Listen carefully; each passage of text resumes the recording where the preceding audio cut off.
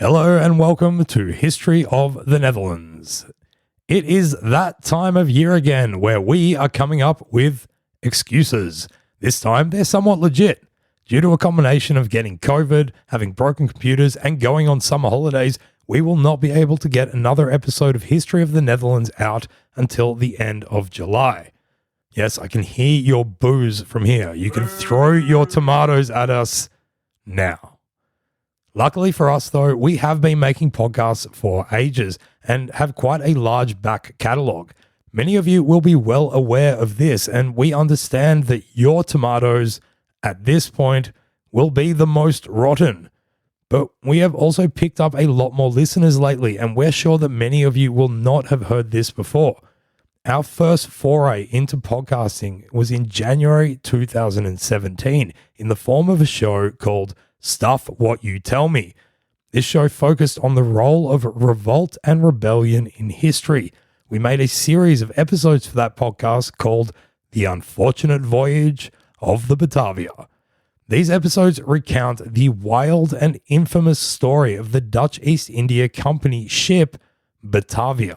In 1628, it sailed from the Netherlands towards Indonesia with approximately 20% of the Dutch East India Company's capital on board. However, it would never arrive as mutiny, shipwreck, and murderous tragedy all swirled together to make this one of the most bizarre and horrific tales to come out of the era of maritime discovery.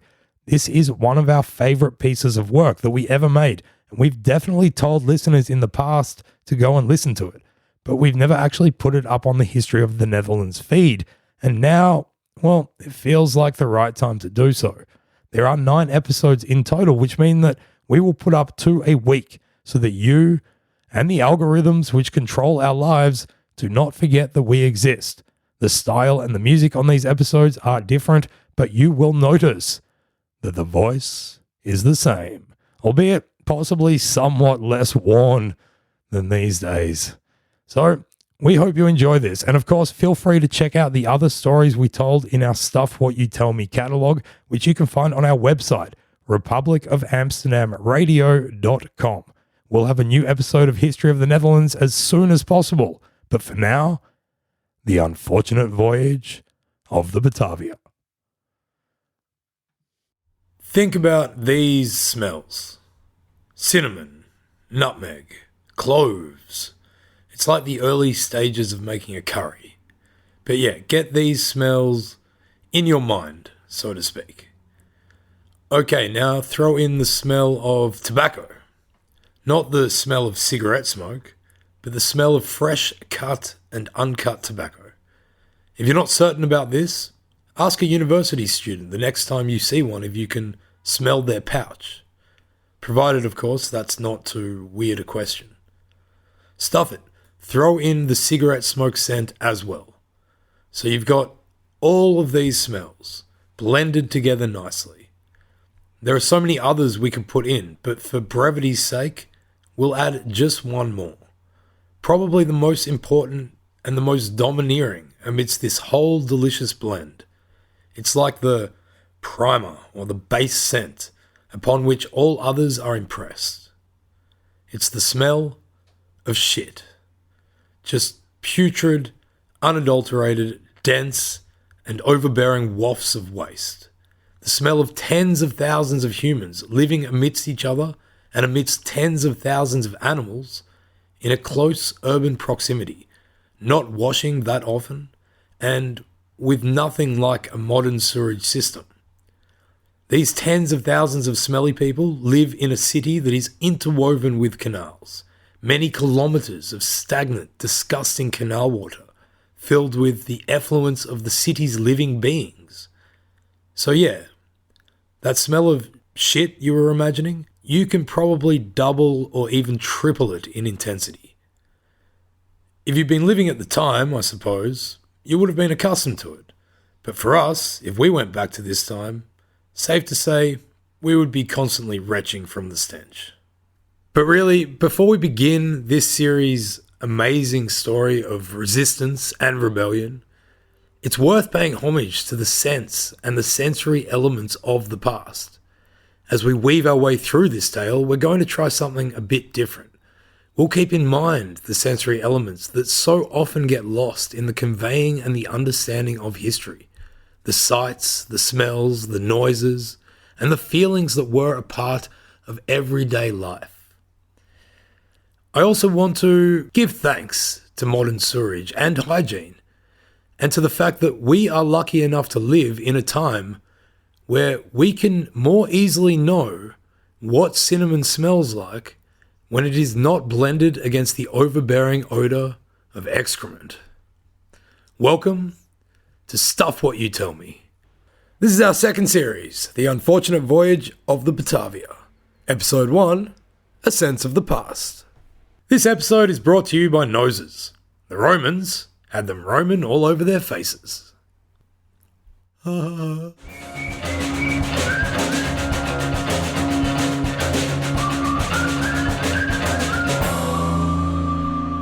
So, what period and place are we talking about?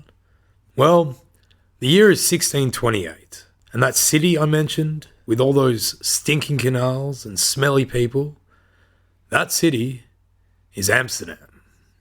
Actually, the rebellion at the core of our story will take place pretty much on the other side of the world, thousands of miles from this bustling and great commercial city.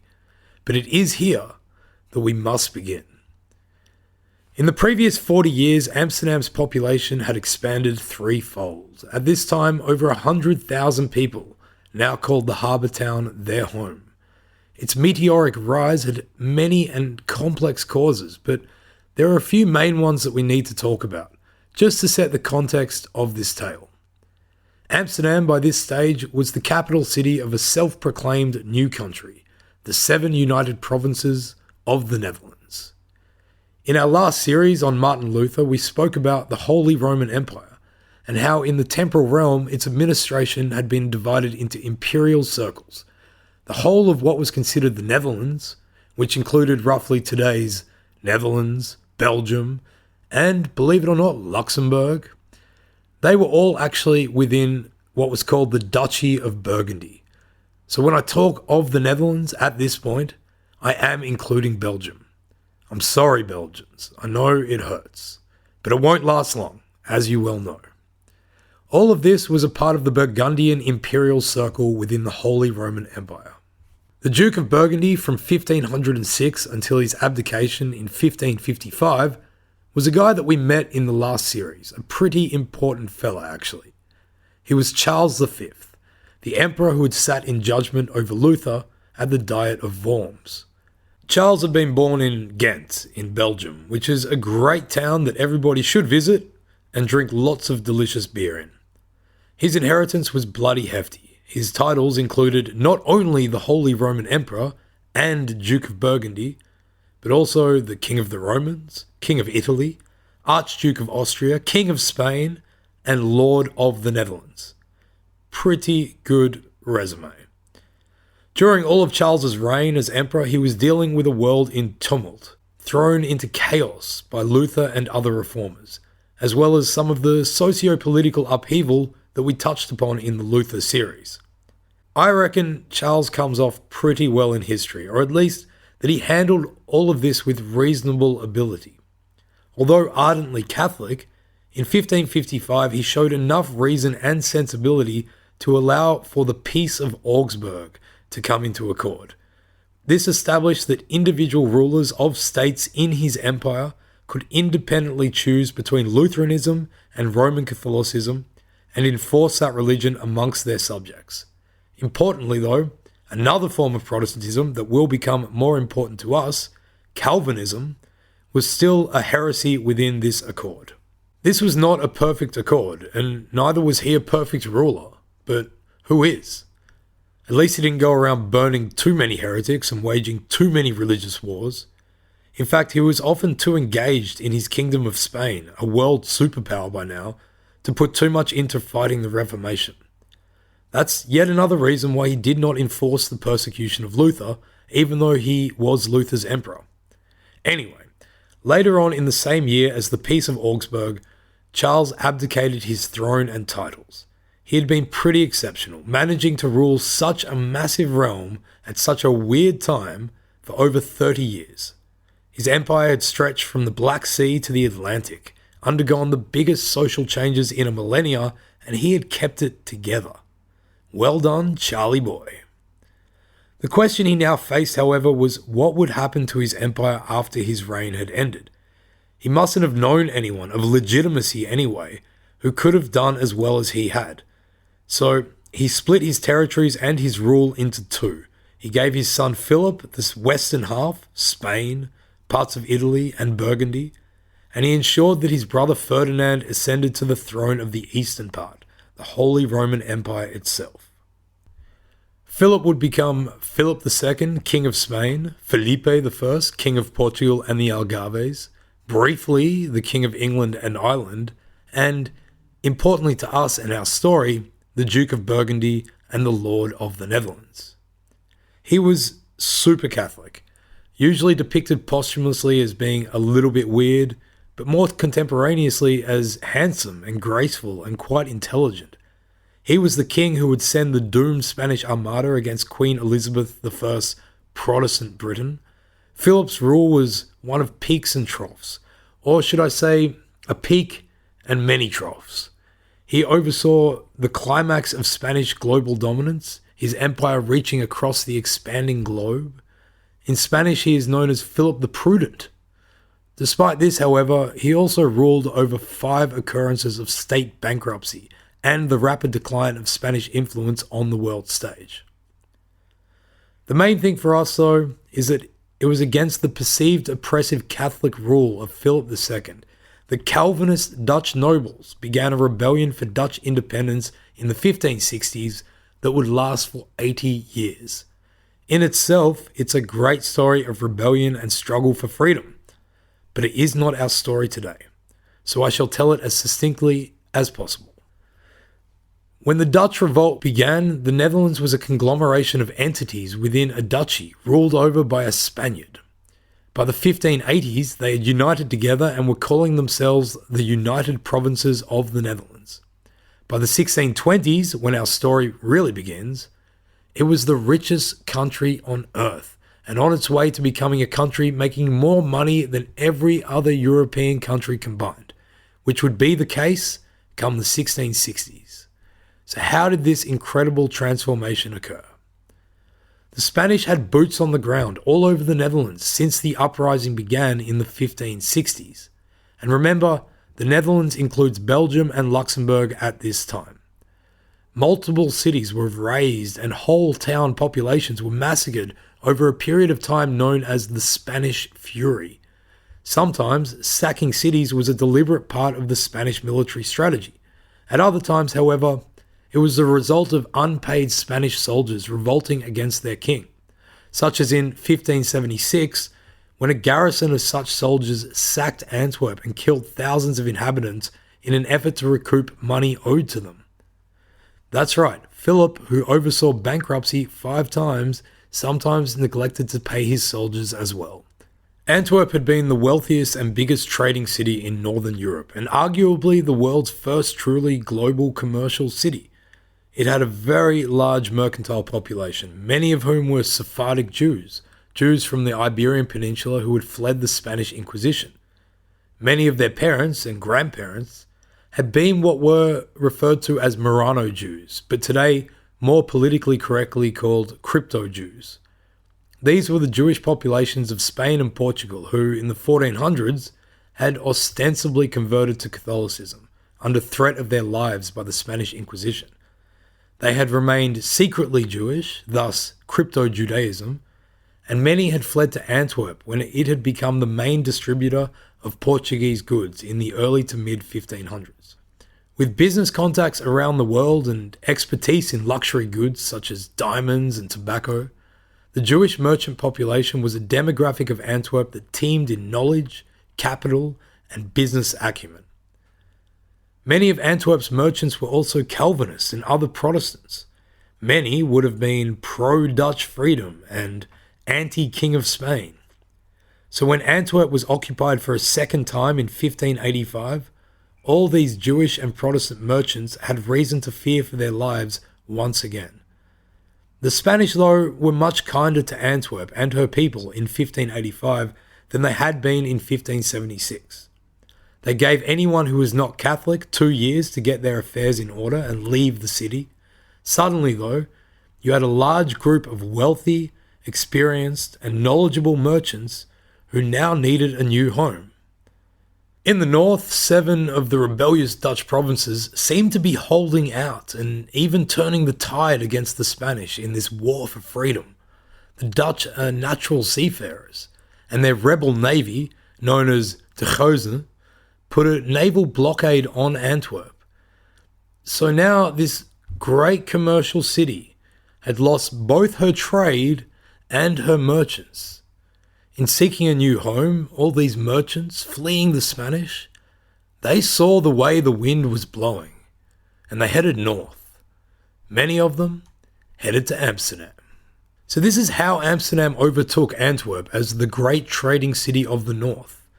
Thus began a period that already from 1616 became known as the Golden Age.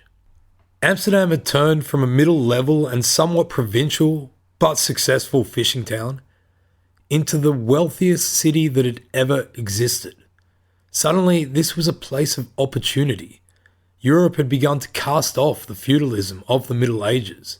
The United Provinces and Amsterdam saw some of the first effects of this change, and a society began to grow in possession of an idea that someone could make something of themselves if they were canny and lucky enough, no matter the position or status of their birth. This actually became a reality for many. Many more, of course, would come crashing to the ground whilst chasing the dream, but we'll get to those people. The unfortunate voyage of the Batavia will continue after this short break. In 1628, when our story truly begins, Europe was still shaking from Luther and the Reformation. In fact, the shakes had become heaves of history. Europe had been tearing itself apart for the last 10 years in a conflict that still had nearly 20 years to go. The 30 Years' War, which was mainly but not exclusively around Germany, was already devastating towns, villages, homes, and families. They were all being torn apart. A whole generation of people now had nothing else to lose. And a lot of them came to the United Provinces with hope of a new start, a fresh opportunity. The Dutch, and Amsterdam in particular, started to gain a reputation for tolerance. It was the capital city of a self-proclaimed Calvinist republic. It was still fighting for true and officially recognised independence, but Spain had been unable to capitalise on the resumption of hostilities after a 12-year truce, in which the United Provinces had crippled them economically and suddenly become a world superpower. In the young republic, there was a total revamp of the traditional European authority structure. The two most established authorities of the Middle Ages, the Catholic Church and monarchical rulers, either did not exist, as Catholicism was now illegal, or were not in charge, as the country was ruled by a republican parliament known as the States General, and not by a royal family. If you take away authority, you take away censorship. Suddenly there was a freedom in this new republic that did not exist anywhere else on the continent. And so great and out there thinkers like René Descartes and John Locke came to call the United Provinces their home and published some of their most groundbreaking work here. This was possible because there was no need to fear reprisal from those traditional authorities. Baruch de Spinoza, often said to be the first self-identified atheist in Western Europe, was born and grew up in Amsterdam at this time. It was generally a more progressive place, as business was the order of the day. And really, who cares from whence or from whom the money comes?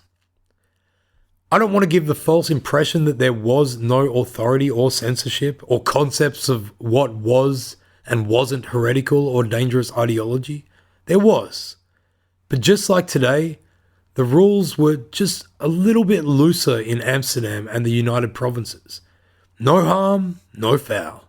If you keep your ideas to yourself, nobody is going to come looking for them. So it was also a place where pretty strange and, at the time, heretical ideas were able to be fostered, safe in the minds of people keeping their mouths shut about them.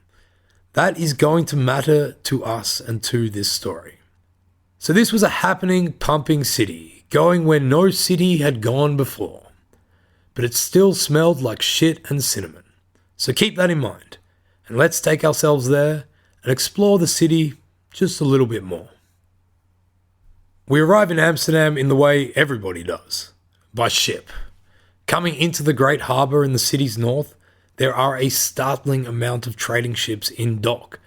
Boats are everywhere, carrying goods to and fro. Our ship moors in the harbour, joining the forest of masts, swaying in the strong breeze that manages to blow the stench away for just a moment.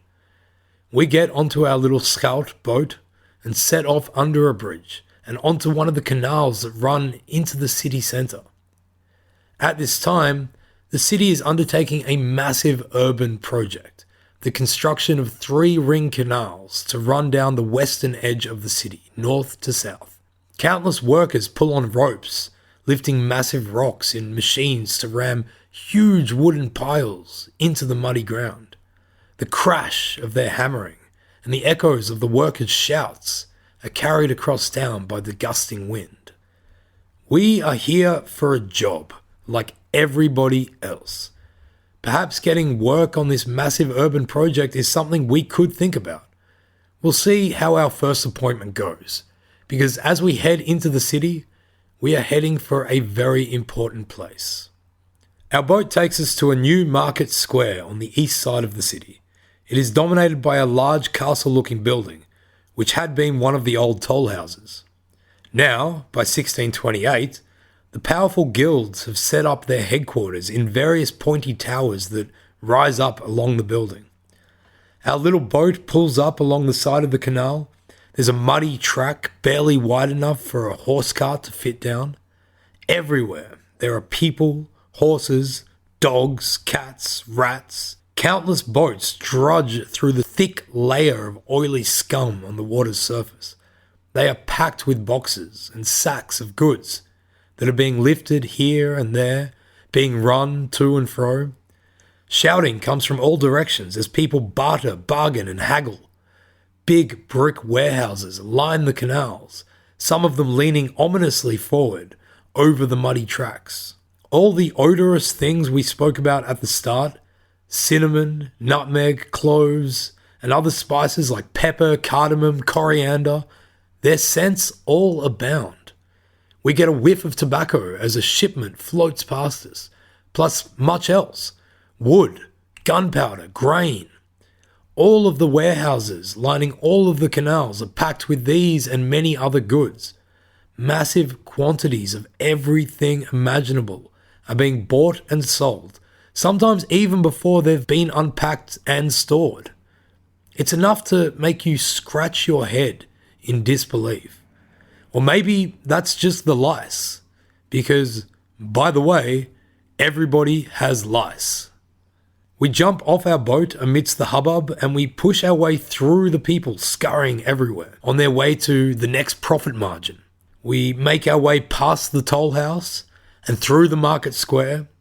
There are vendors shouting prices and wares, buyers, people standing around or drinking at one of the taverns or inns that are lining the whole market. A woman winks at us. What a friendly gesture. Or is she too offering a particular service? We are not interested.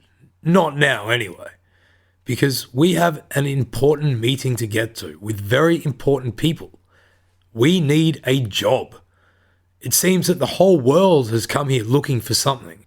People of all different colours and ethnicities, men in turbans speaking to each other in who knows what language. One of them points out some camels that are tethered up down one of the winding side alleys. We bump into a young man, knocking the contents of his arms to the ground. He glares up at us, contempt in his eyes.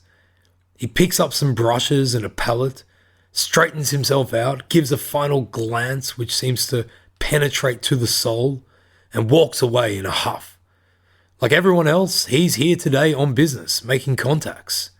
That guy is a young artist called Rembrandt Harmenszoon van Rijn, come from his hometown of Leiden with aspirations to one day move here and make a name for himself.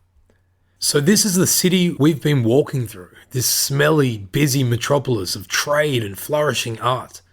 We've nearly reached our destination now. You can see it, a huge, dominating, red brick building rising up the other side of the canal that we have been walking down. We passed some fishmongers with their little eel smokers set up outside, people standing around pulling the flesh from the spine. Another scent, by the way, that we can add to our olfactory blend. Bloody fish guts everywhere. We cross a bridge and walk into the great building before us. It is only about 25 years old and the red brick shines brightly. There are multiple throngs of people walking in and out of the building. Once inside, there is an organized chaos of people going in all directions. We walk over to someone looking somewhat official, a clerk with a nice hat. We tell him we are there for a job, and he hastily points us over to a line of fairly bedraggled looking men. We join the queue. What is this place? Where are we? Well, we are standing in the inner sanctum of Dutch commerce. This is the main headquarters of the wealthiest company to ever exist, the Verenigde Oost-Indische Compagnie.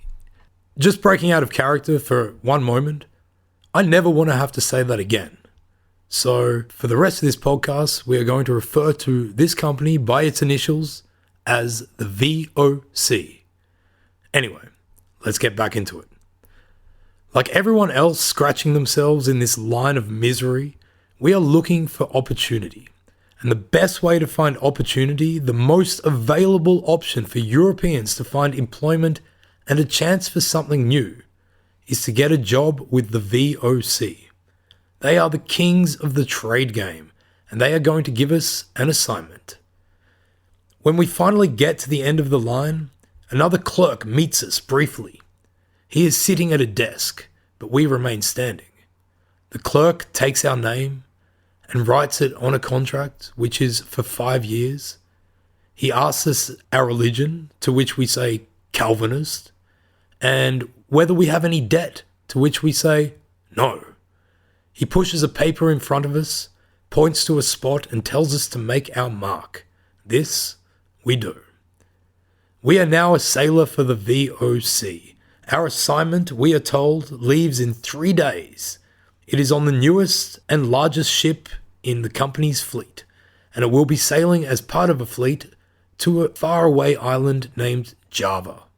Our chance of ever making it back to the Low Countries is pretty slim, because unbeknownst to us, this voyage that we have just signed up for will host one of the strangest stories of rebellion to ever occur. It is a story of such savagery, ignominy, and near incomprehensibility that it will still shock people listening to it almost 4 centuries later. We are getting on a ship called the Batavia. There are a few ways to look at the rebellion that is about to happen, and several important characters that we will meet along the way.